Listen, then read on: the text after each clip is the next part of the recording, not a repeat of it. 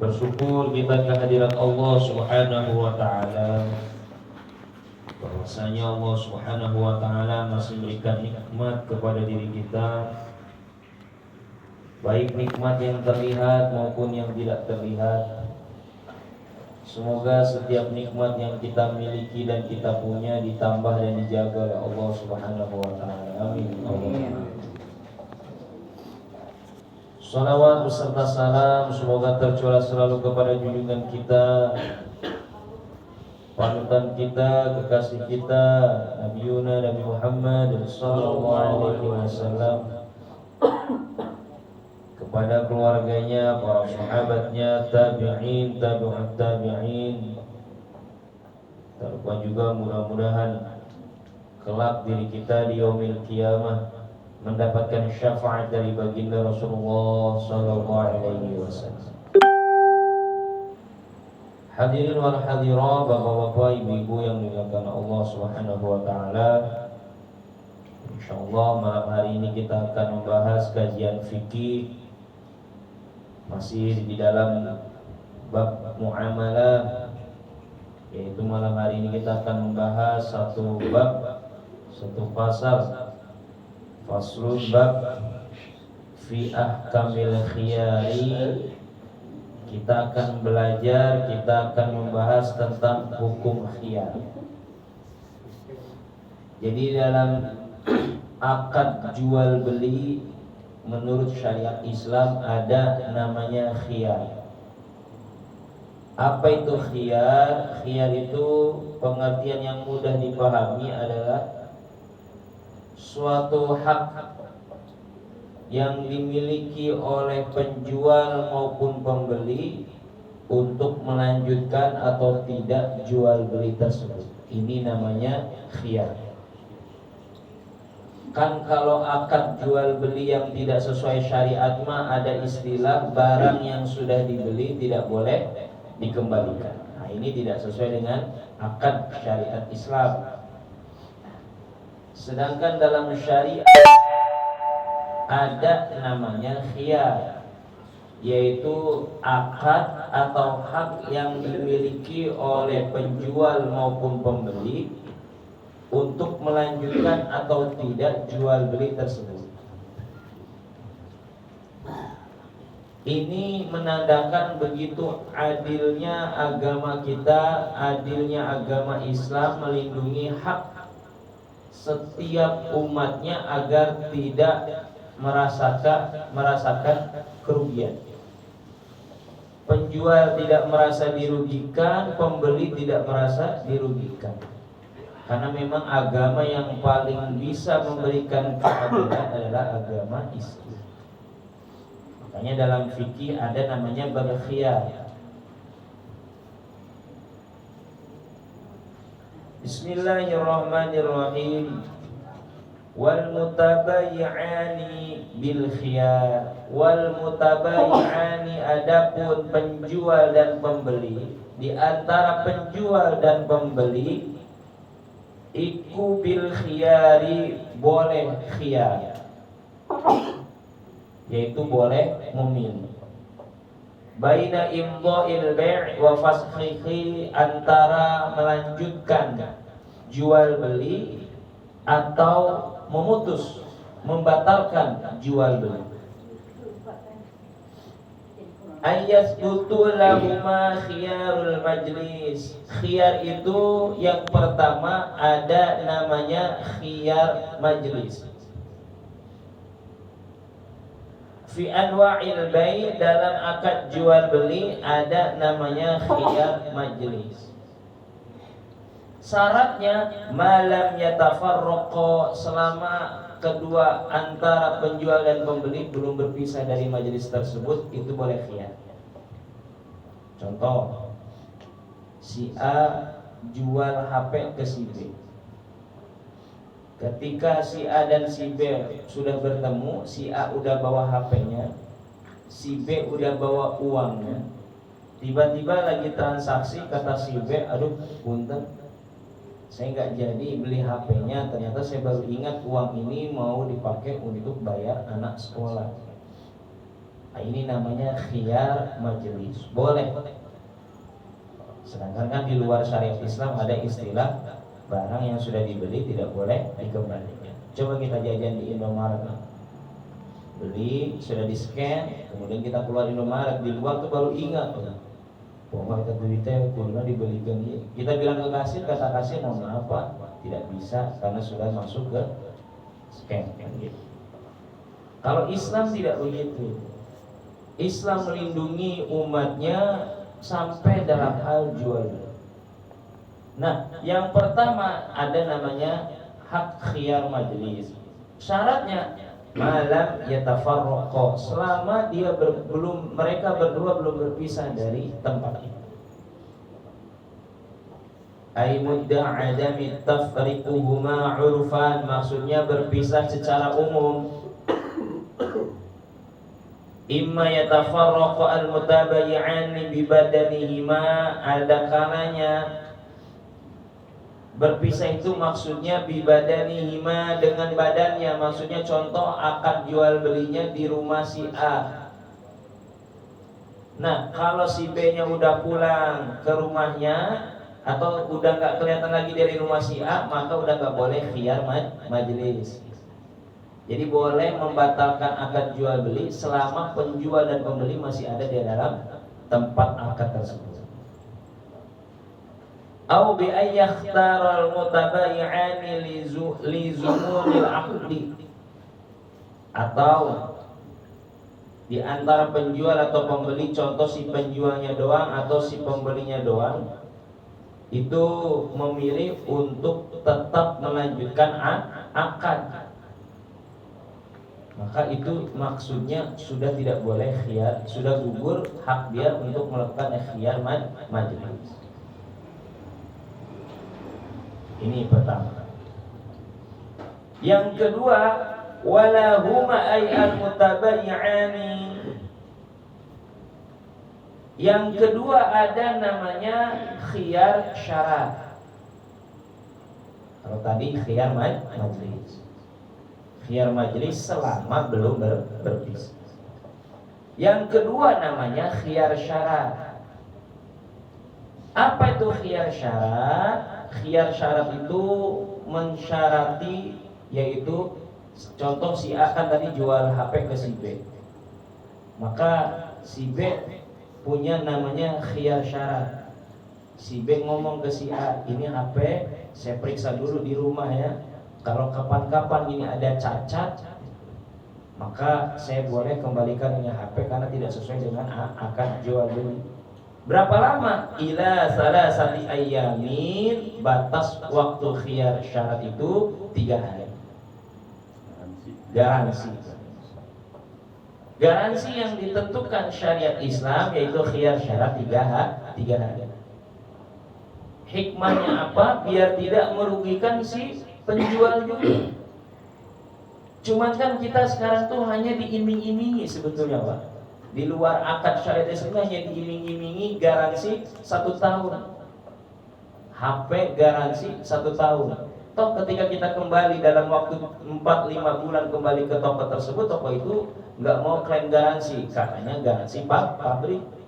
HP kita tuh dibawa dulu ke Jakarta dan sebagainya kan gitu. Nah, ini penelitian kami waktu belajar bab ini di pondok pesantren. Tapi Islam itu tidak mau membohongi penjual, tidak mau membohongi pembeli, makanya dinamakan khiyar syarat. Batasannya salasati ayyam, yaitu 3 hari. Si B beli apa ke si A, dia bawa, ternyata banyak ada kecacatan, maka si B boleh, saya nggak jadi nih, ini HP-nya ternyata nggak sesuai yang antum berikan, katanya HP-nya mulus dan sebagainya kan.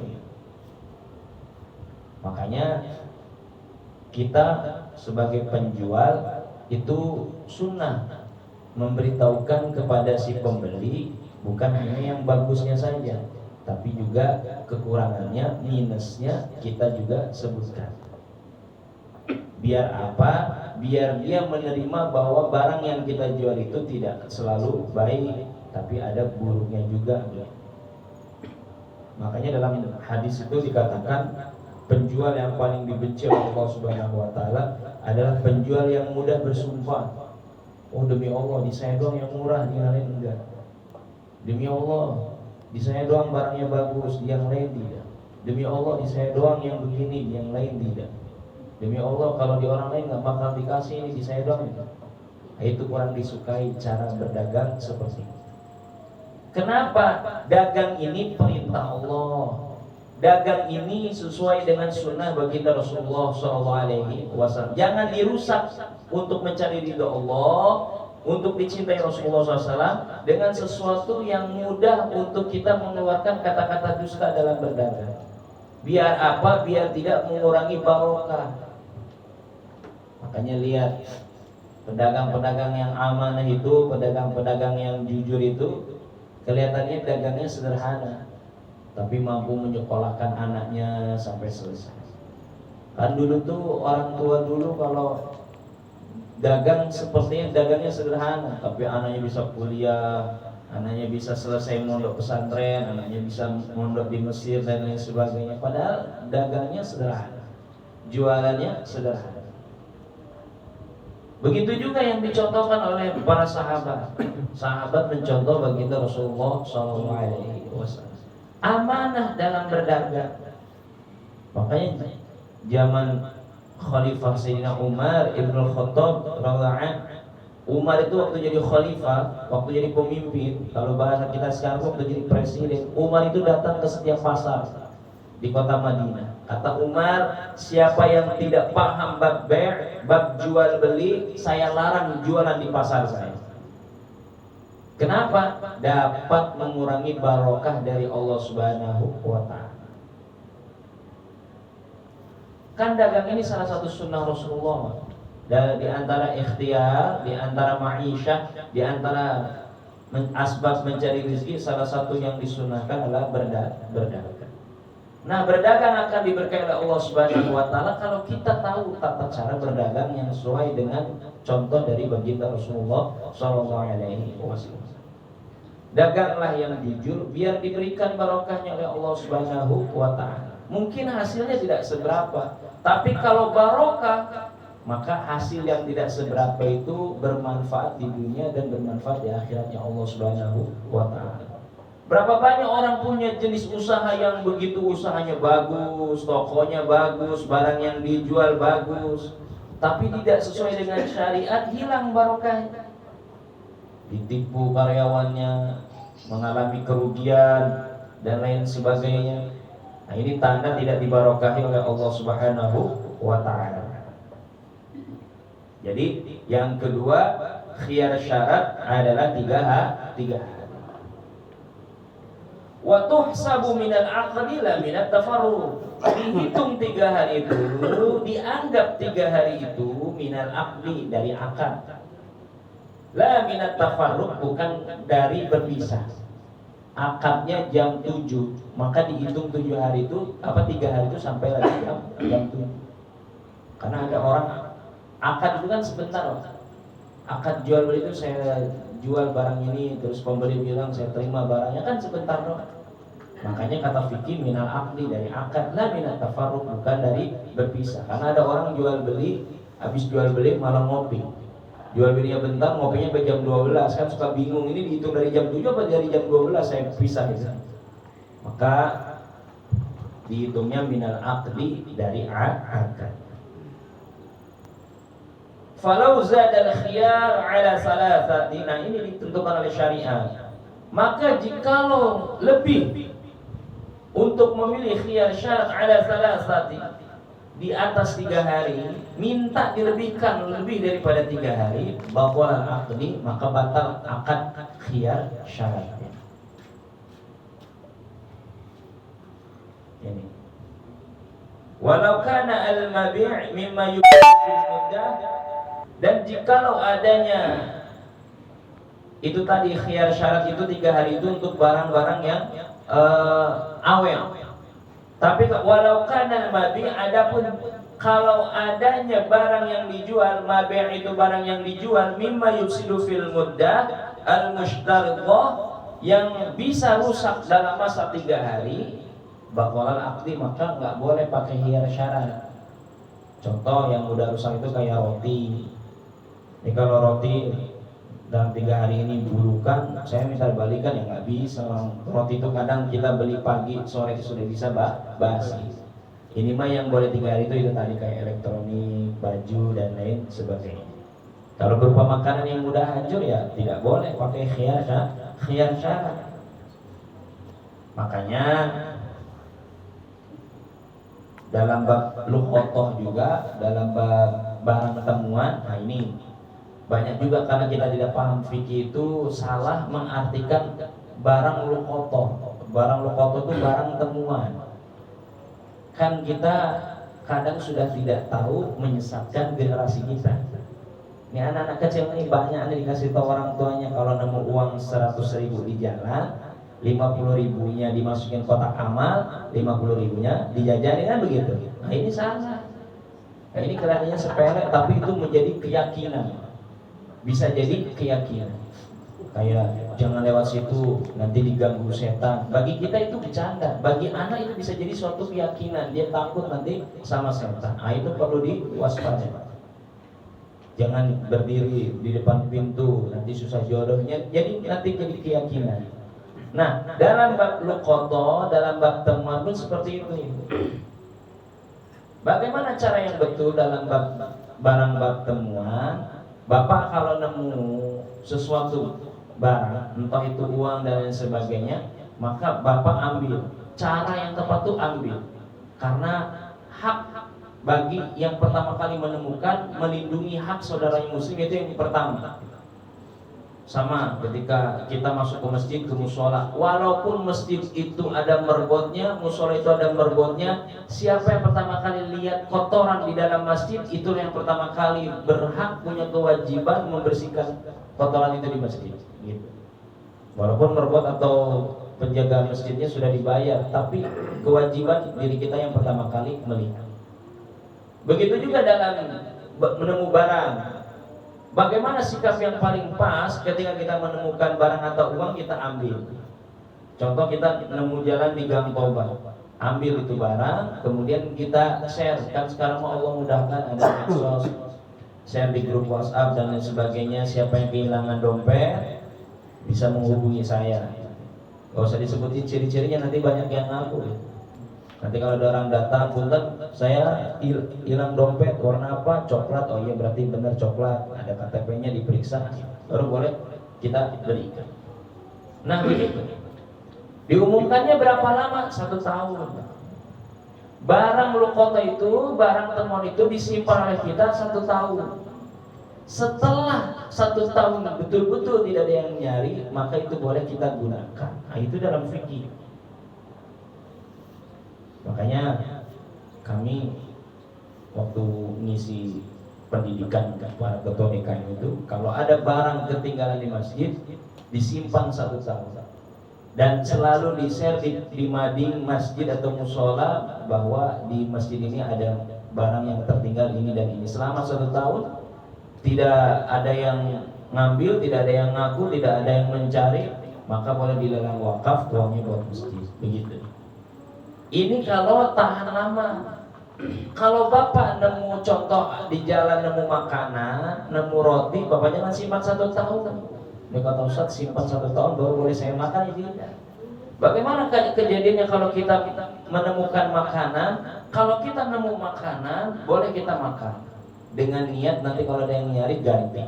Biar apa? Pertama, kita melindungi makanan tersebut dari mubadzir. Kan Allah nggak suka dari sesuatu yang mubadzir.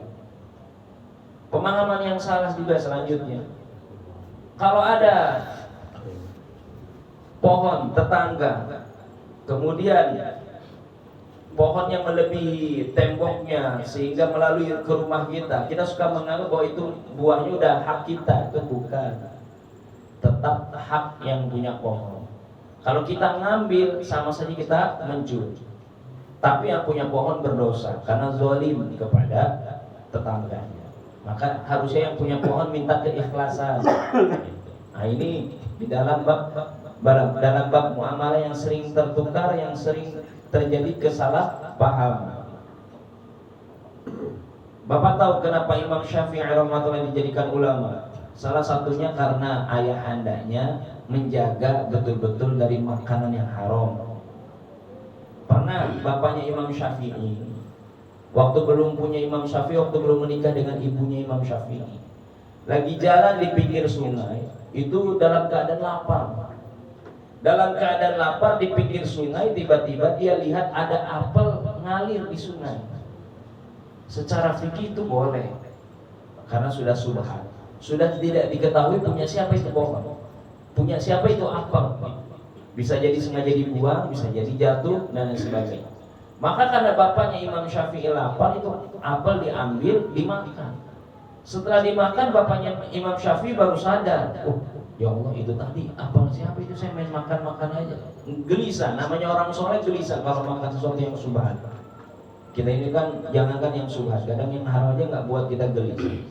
Bapaknya Imam Syafi'i gelisah. Akhirnya bapaknya Imam Syafi'i nyari-nyari di mana itu pohon apel. Didapatilah satu rumah yang banyak pohon apel. Dicari di rumahnya, kemudian diketuk pintunya, Assalamualaikum, mohon maaf Tuan, tadi saya di sungai menemukan apel seperti ini milik Tuan. Nah, itu calon mertuanya Imam Syafi'i itu begitu takjub, ada anak muda yang begitu. Biasanya bukan hanya yang jatuh, masih di pohonnya aja dilempari, diambil, dicuri.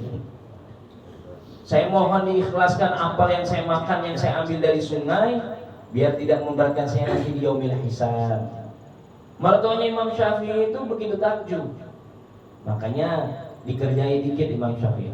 Kata calon mertuanya, oh saya nggak ikhlas, saya nggak ridho sebelum kau menjadi budak saya. Maka berkhidmatlah bapaknya Imam Syafi'i kepada yang punya pohon apel. Singkat cerita, kata calon mertuanya Imam Syafi'i, yang kedua syaratnya engkau harus menikahi putri saya. Tapi engkau harus tahu putri saya buta, putri saya lumpuh, putri saya bisu. Bapaknya Imam Syafi'i tidak berpikir panjang. Kalau kita kan ditawari nikah, oh ya nggak apa-apa, tapi nanti anak perempuan saya buta, oh nggak mau. Tapi bapaknya Imam Syafi'i nggak berpikir itu. Bapaknya Imam Syafi'i berpikir, biarin, yang penting saya dapat ridho dia sehingga tidak memberatkan nanti di yaumil hisab.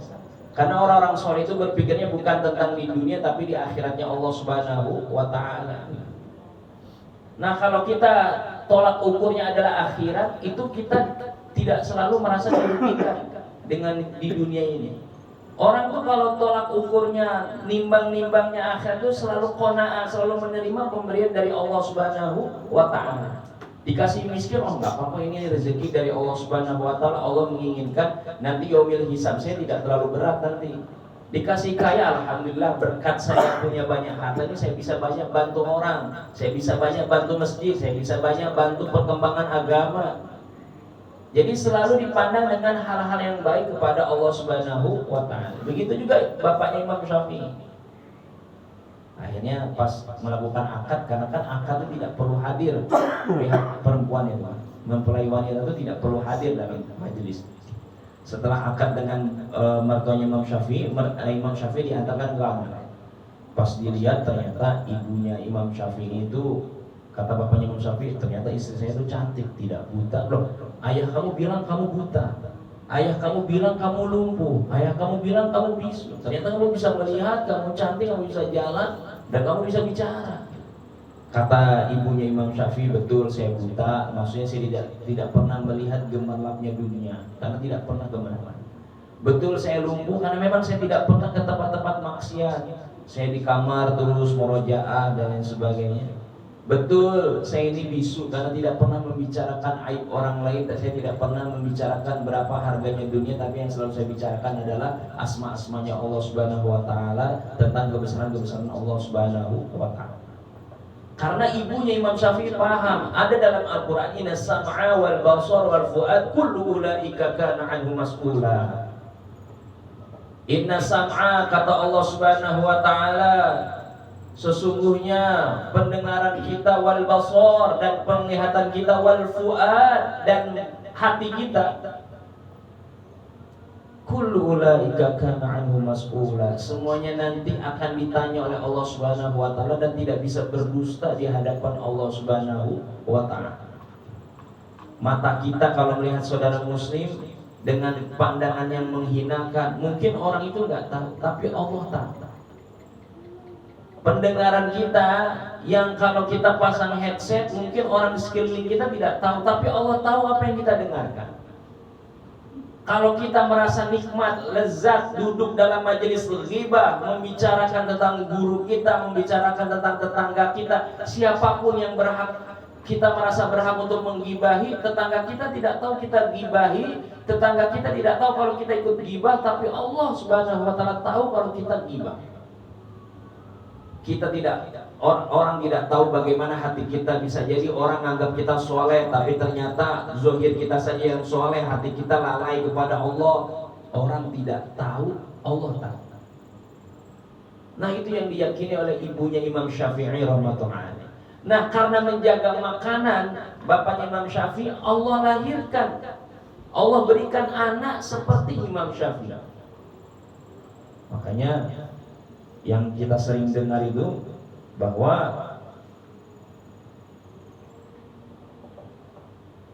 selalu ada yang hanya kita dengar itu madrasatul ula. Ibu itu adalah madrasah yang pertama. Kita lupa bahwa memang ibu madrasah yang pertama, tapi setiap madrasah percuma kalau tidak ada mudarisnya, tidak ada ustadznya, tidak ada pengajarnya. Siapa pengajarnya? Pengajarnya kita, yaitu kepala rumah tangga kita sebagai ayahnya. Maka harus ada kerjasama antara madrasah dengan ustadz. Percuma madrasahnya bagus, ber-AC, karpetnya tebal, kalau ustadznya tidak berkualitas, percuma.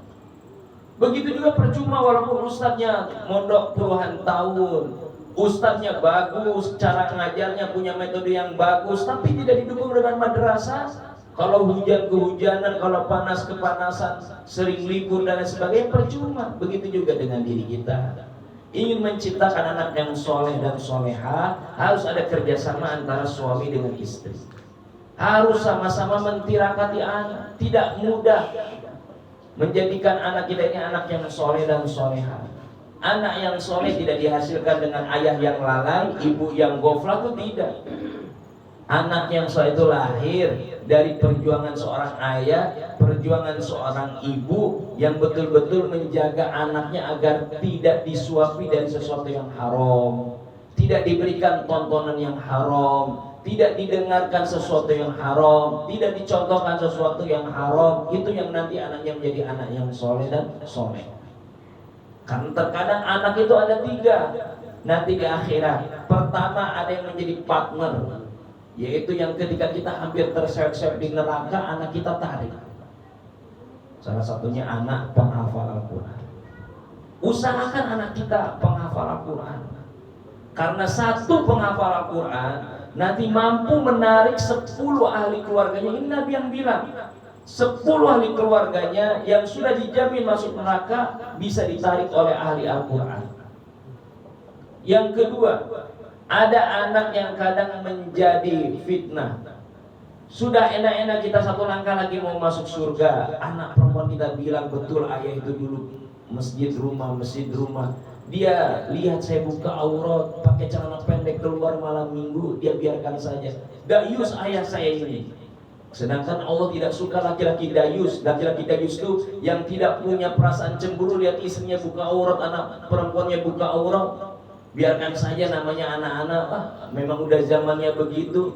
Nanti kita di yaumil kiamah akan dituntut oleh mereka. Anak istri yang kita nafkahi di dunia ini, kalau tidak dibimbing ke akhirat, mereka akan menuntut kita di akhirat. Begitu juga suami kita.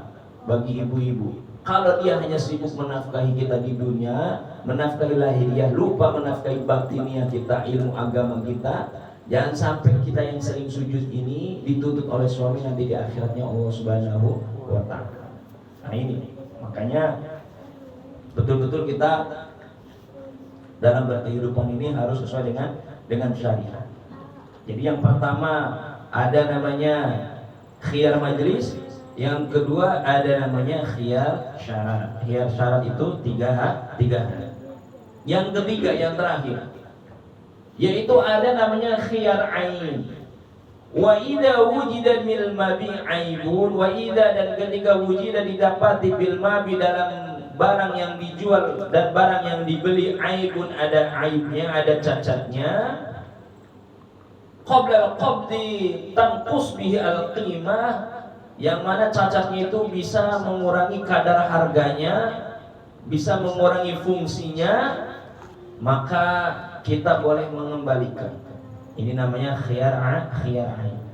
Contoh, Bapak, itu tadi yang saya contohkan, yang khiyar aib itu tidak perlu nunggu 3 hari, tidak perlu harus masih dalam majelis. Kalau khiyar majelis kan harus di majelis. Khiyar syarat 3 hari. Bapak contoh, si B beli HP di si A, diperiksa di depan si A, betul. Ternyata pas beberapa langkah, loh, ini HP-nya ternyata baterainya cepat lowbat. Nah, itu kan aib. Baru dicas sudah lowbat, maka bisa dikembalikan, namanya khiyar. Nah, ini 3. Falil mushtari riddah, bagi si penjual, bagi si pembeli, maksudnya riddah, boleh mengembalikan itu barang. Selanjutnya masih dalam bab khiyar, wala yajuzu bai'u thamarati al-munfaridati 'ani syajarah.